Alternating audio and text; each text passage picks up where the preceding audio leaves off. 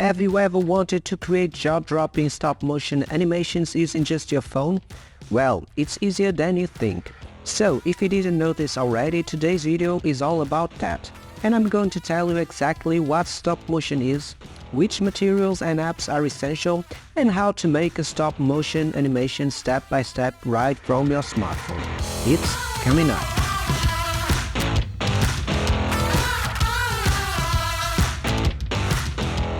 Hey there, it's Mario from MSpaceLog, and I'm super excited to share this stop-motion magic with you today. Get ready to turn your ideas into epic animations. Alright, let's get to the chase. You can make awesome stop-motion videos for anything. For your own fun, for kids, or even for your YouTube channel, all using just your phone. But first, let's talk basics. What is stop-motion? Think about movies like the Lego Movie. It's all about taking lots of pictures and playing them really fast, so make the stuff look like it's moving. Making these videos takes time, because you gotta move your objects bit by bit and snap a photo each time. In movies, they usually show 24 pictures every second. That's because it looks natural to our eyes and gives that cool motion blur effect we're used to. When it comes to stop motion, we can use the same 24 pictures or frames per second to make it look smooth. But here's the thing, that means taking 24 pictures just for 1 second of video. For the intro you saw earlier, I used 12 pictures per second, and it took me almost 300 pictures for a 24-second clip. So if you want it even smoother, you can do the math. There is no right or wrong when it comes to the numbers of pictures or frames per second for stop motion, but usually people use around 8, 12 or 15 pictures or frames per second. Remember, the more pictures you use, the smoother your animation will look. And hey, there is a cool trick you can try when taking pictures to make the movement look even smoother. I will show you in just a bit when we get into the tutorial. Alright, let's dive into the essentials you need to get started with stop motion. First off, you will need a dedicated space to work your magic. Make sure it's clutter-free and stable so your figures don't go wandering off between shots. A sturdy table works like a charm. Now let's talk about lighting. You'll need lights in and lights out. And what do I mean by that? Well, it means that you will want to bring light into your scene while keeping unwanted light out. Grab any lights you have lying around or use any pro lights you have from your YouTube setup. And remember, shut those curtains and turn off extra lights. Artificial light sources may cause flickering and daylight changes throughout the day, and you don't want to bring that into your scene. So shut every light and keep things consistent. Now, onto the camera. You can use your smartphone, and that's what we are here for. But any camera that takes pictures will do the trick. The native camera app on your phone can work, but it takes a lot of effort to get a full animation. That's where the Stop Motion Studio app comes in. It is available in both Android and iOS with a free and paid version. The paid version, called Stop Motion Studio Pro, costs only around $6 for one payment only and offers more features. But the free version is perfect for simple animations like the one we are starting with. Once you got your camera sorted, it's time to stabilize things. You don't want your setup wobbling around mid-animation. Grab a tripod and a smartphone holder to keep things steady. You can even try to build one in Lego if you're feeling creative. And don't forget some sticky tack or tape to keep everything in place. Consistency is key here. Treat your setup like a minefield. Move slowly and watch out for any unexpected bumps. And grab some wired earbuds with volume control or your Samsung S Pen if you have one. I'll show you right away what are those for. Now let's make some magic. I will show you how to set up your scene, take each picture and add those final touches. Now I'll grab my camera and dive right in. You'll see me doing a simple animation so you can follow along step by step. And hey, just bear with my unscripted casual English, alright? Ready to unleash your creativity? Well, let's do this. Okay, this is my setup I used for the intro you saw. Basically, this is what I used. I used some Lego figures, some things mimicking the table you're watching here, the monitor, the plant, all of that stuff I tried to mimic in Lego. And then I put some paper and made some kind of a wall back here and tried to make it steady. That's how I get it done. If you are using some kind of setup like this one, you want to make sure everything is in place, as I said before. So try to stick everything to the table so it doesn't move around, because every time you try to animate an object, if you by accident move it a little bit, you'll get a jittery image. So make sure everything is in place. So what I'm doing right now is just putting some tape to get this plate on the table without moving. You also want to have your lights fixed. Also, for the things you want to keep in place, just use a bit of sticky tack and you'll get those in place. For the monitor, I'll do the same. And you can notice that the monitor has a green screen. I used to replace it with the actual intro, the keyboard, and that's how I got the shot from the background of the intro video you saw. I actually shot that intro using two planes. First, I shot the background as a static picture using this light you saw here with the blue light picking up this panel here and an orange light picking up this panel at left. Then basically I just stitched the two pictures together and got that background you saw earlier. Then I just replaced the green screen with the intro you saw in the monitor, and I animate the character apart from the background. So for this kind of animation, I'm going to show you some tips when you're trying to animate a Lego figure. Then we are going to animate this car moving from here to here. Now let's jump into the app. I'm just going to try to make the tripod a little bit near.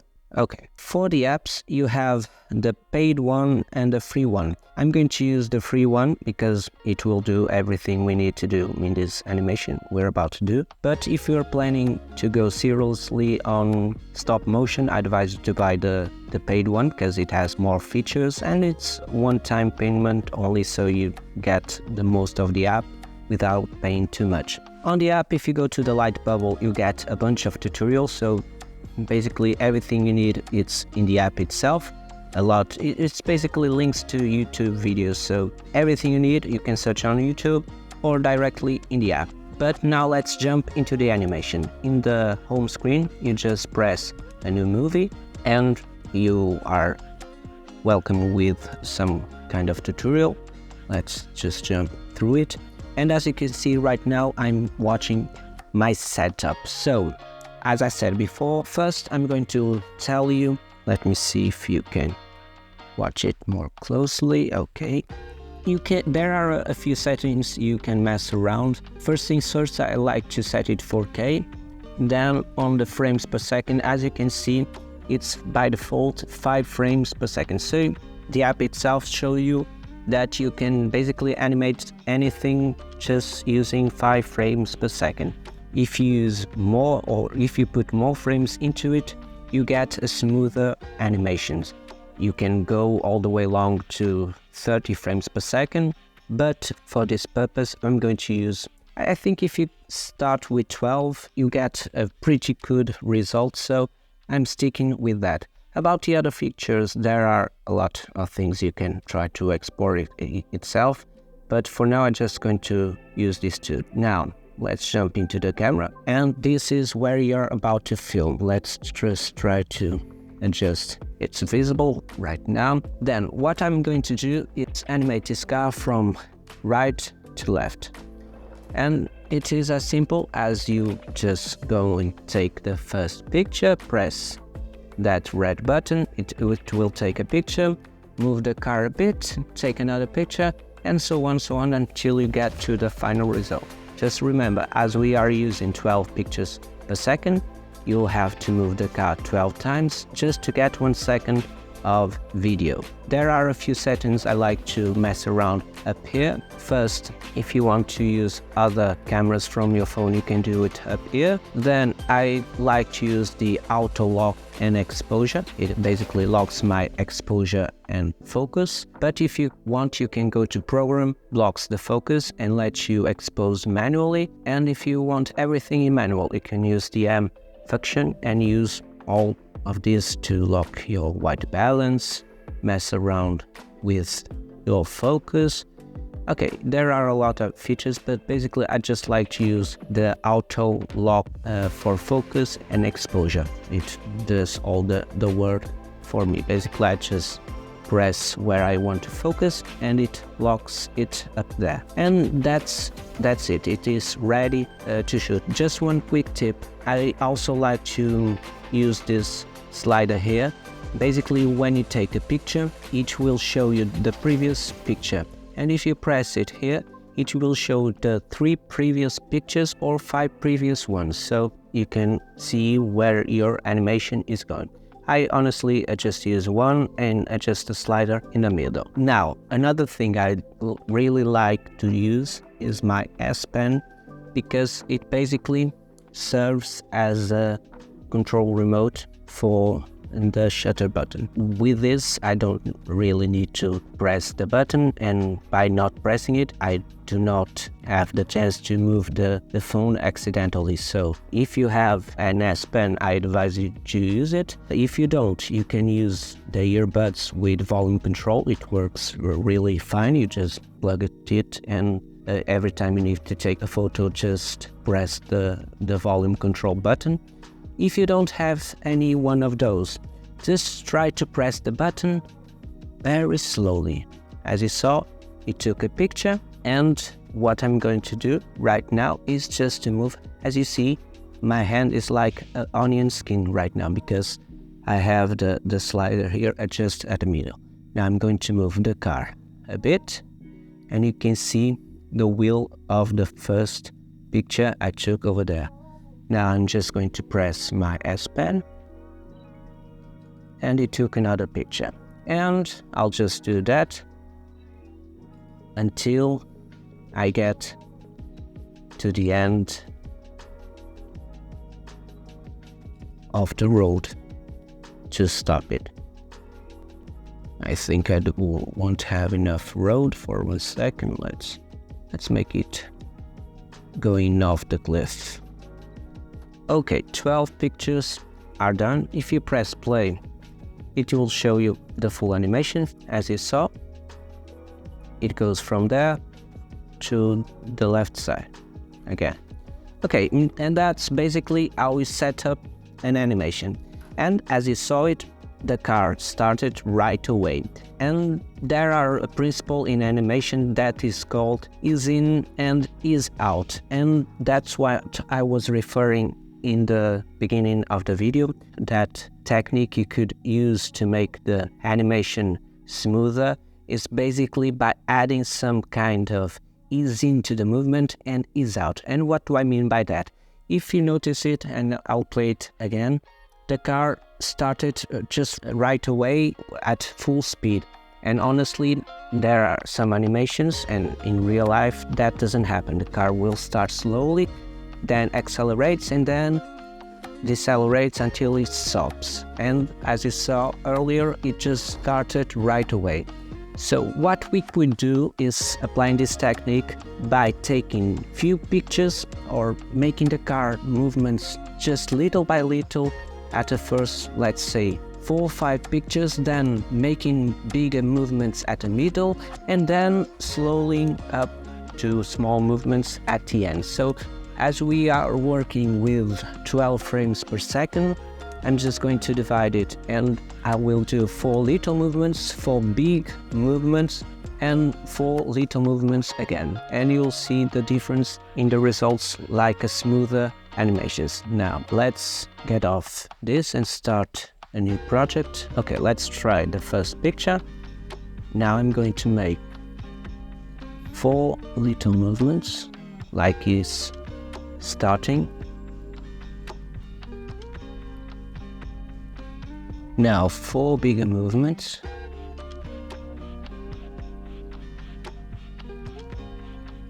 And now 4 little movements again, because it's trying to stop.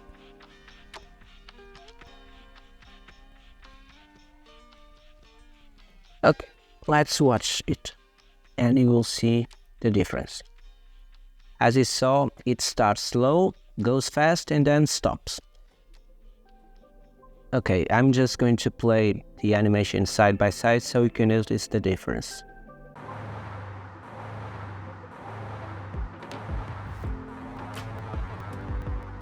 And that's the basic animation you can do, just moving the arm, like running with your subject to anything. And as more frames you put into your final animation, the smoother it will get. So you can play around with it and do any kind of animations you want, basically on the time you want to spend on it. About Lego figures, as you are watching right now, I'm basically using my Lego with its head turned around. And why is that? Because although I could be swapping heads at the whole time, I would have to raise this thing so the head would pop up nicely, and it would be not very stable for the final animation. So what I just do is basically to get the Lego figure and put the head around, because this app has actually a really great feature, that is the possibility to add Lego faces to Lego figures. Basically all you have to do is just to film your subject. I'm just going to try to bring it closer to the camera so you can see it. Let's just take 5 quick pictures.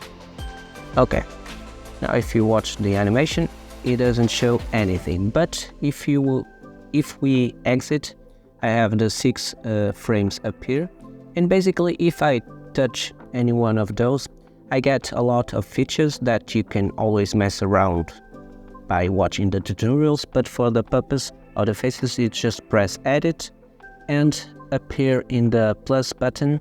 We'll get a lot of things, but this one particular right here called face, you just press it and now you have a Lego face. You can adjust and put it to your Lego figure.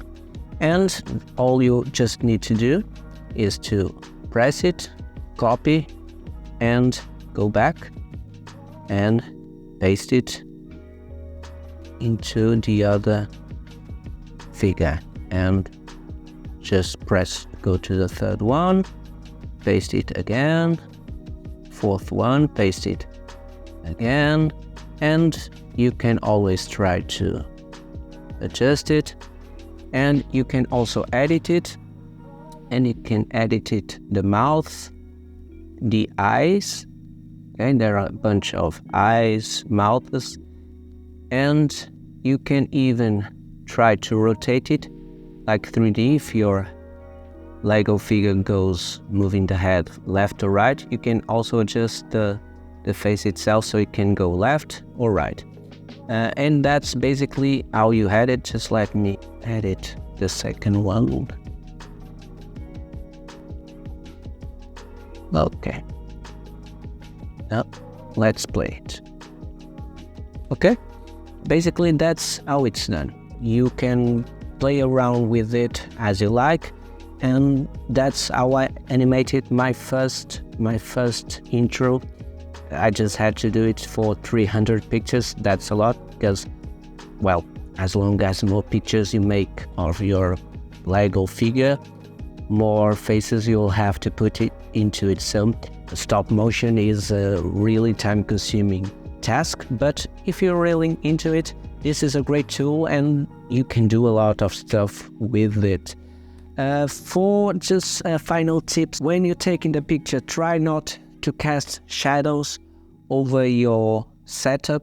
Just make sure you remove your hand and don't touch the lights. As I said before, actually that background light of the window is on, but what you would want is to work in the most darkest room you just can find, using just your headlight or any other lights you have pointed directly to your setup, and don't try to use any kind of light or external light, because as long as time passes by, and as you saw before, this is a quite consuming task. So if you're with some natural light like you're watching over there, the sun will go down and this whole thing will affect your scene. So be sure to do all that kind of animation in the darkest room possible. You just control light like we have there. And that's basically how you do this animation.